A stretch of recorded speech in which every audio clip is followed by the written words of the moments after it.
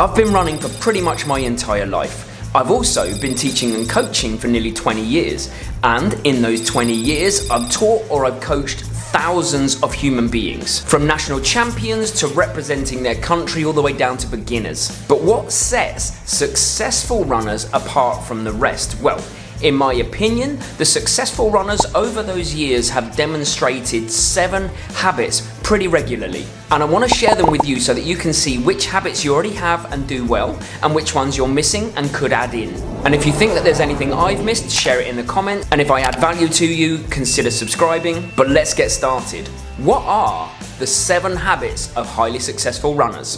And habit number 1 of highly successful runners is that they are structured environment planners. And that just means that everything in their environment is set up to optimize running. And I'll give you some examples from my own life. I know where everything is so that I can go running.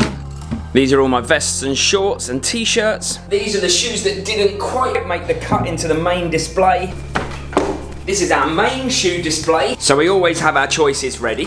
This is our treadmill, so we can make running even when the weather is really bad outside. There is almost never any poor food choices in the fridge, so even this environment is primed to help me make the right decisions. No chocolate. And you'll have seen in previous videos that sometimes if I want to absolutely guarantee my run, I'm going to prime my environment by getting my shoes out and my clothes out ready so that I don't have to put any thought into it when I'm about to run. But it's not just my physical environment that's primed. Oh, no.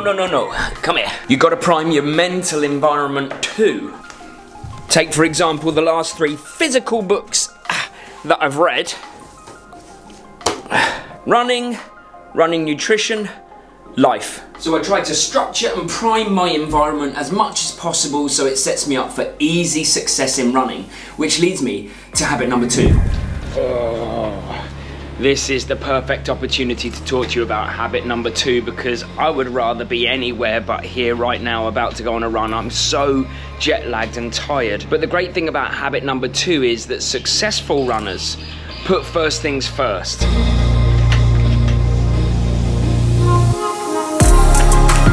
So what does first things first actually mean? Well, let me give you an example.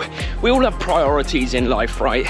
We've got to get food on the table, we've got to keep a roof over our head, we've got to take the children to school if we have them, or we've got to get ourselves to work. And the thing that highly successful runners do is that they prioritize running just as much as they prioritize these things, rather than having it as an addition or a reaction. It's right up there. Actually, I saw Arnold Schwarzenegger sum it up absolutely perfectly in an interview that he gave recently when he was asked why he still works out when he's over the age of 70. And he simply said, why do I still brush my teeth? Why do I still put my clothes on? It's because it is absolutely a part of what he does. It's a priority, and it's something that he's been doing for so long that it's habitual. He doesn't know any different. He always kept the first thing first. And the final part of this habit that successful runners are superb at is that they're able to organise and manage their personal events according to their personal priorities. And really this just means that successful runners have a high dose of vitamin N, as Eliud Kipchoge puts it, which is the power of saying no. So if there's a social event that goes on until late but you need to be up early for a run, you say no. If there's alcohol involved and you need to be on top form for a race, you say no. In essence, you're just organising your life to suit your priorities rather than other people's. And habit 3 is that successful athletes can think bigger picture. Oh, sorry, Winnie.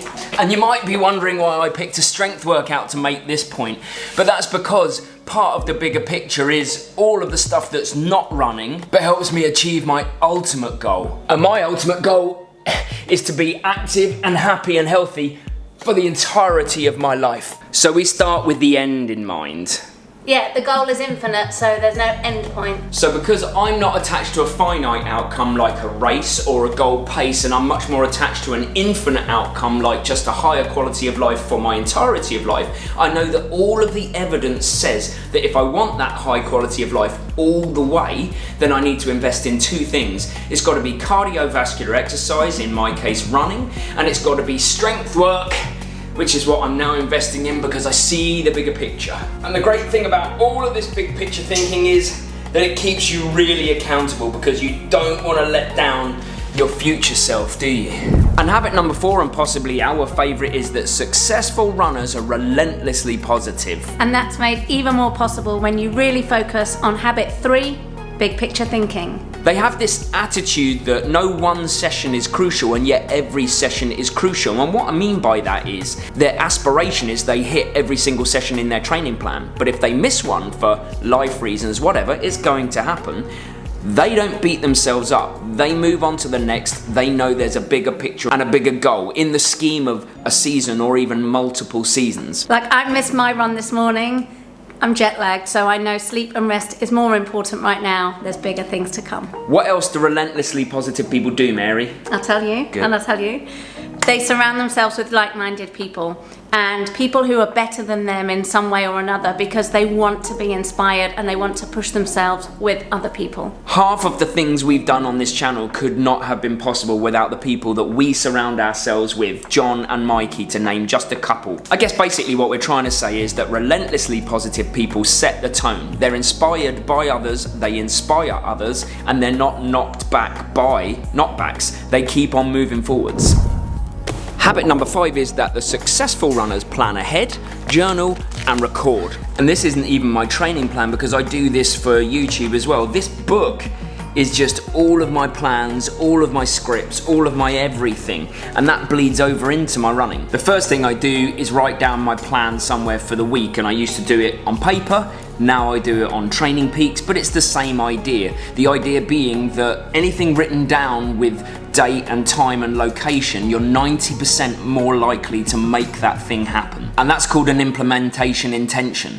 But I don't just plan time to run, because equally as important, I plan time to recover, my rest, I structure it in. I plan strength and conditioning because I know it's important for my running. I generally keep my life quite structured. I mean, I'm a teacher. Basically, my days are in 30-minute chunks, so I live in a quite structured world anyway. This is the natural progression. And the other thing I do is show interest in my results using a number of apps on my phone. I just like to see if I can learn something from races or running, different situations. So I guess what I'm saying is what successful runners do well is they plan, journal, record, and review.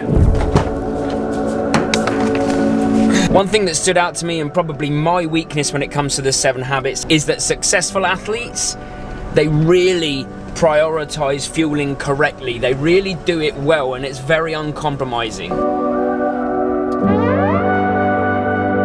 I think the thing that stood out for me in terms of how uncompromising those successful athletes were is that they make the right decisions almost all of the time. I don't want to say all of the time, but it's definitely almost all of the time. So not only are they able to swerve poor food choices in their moments of weakness, but they're actually able to actively seek out the right choices consistently. And the way that they're able to do that comes back to the first point around planning and structure and setting the environment. And one of the best ways I've seen successful runners do this is that they pre-plan every meal. First of all, they have a plan going into a supermarket, so they might sit down before they go and not just plan out a day's meals, but plan out the week's, so that they can buy the foods that they want to buy without making poor decisions in the supermarket. But after that, when they come home, they've also got the ability to plan meals to maybe cook for more than one night and save some and have leftovers later on in the week. So it's healthy eating, but also minimal effort. And beyond that, it's about having high quality unprocessed foods that fuel your body really, really well, but there is a separate video for that up there. And habit 7 is that successful runners know how to get it done.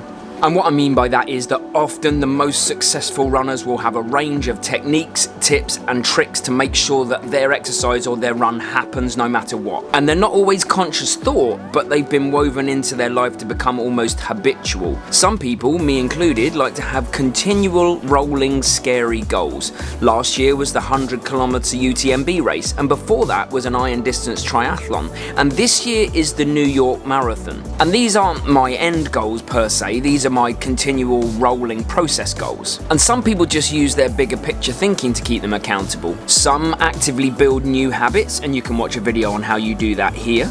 And when discipline falters, which can happen, many have got a motivation toolbox to go to in different situations. For me, for example, I don't sit down when I come in from work and I need to run. That would be game over. Some use the 5-second rule to get them up and out of the house. Some like the 10-minute rule, which is essentially quitting guilt-free after 10 minutes if it's still not happening. And sometimes I have to reward myself with a mango smoothie after a run. What can I say? It's whatever works. But the key is knowing what works for you and then being able to get the exercise done. And this is what successful runners are masters at. Hopefully this video's brought you some value. If it has, consider subscribing to the channel, but never a hard sell. And if you liked the video, you're definitely gonna like this one, which is the 7 stages of becoming a runner. And I wonder what stage you're at. Let us know in the comments. See you on Wednesday.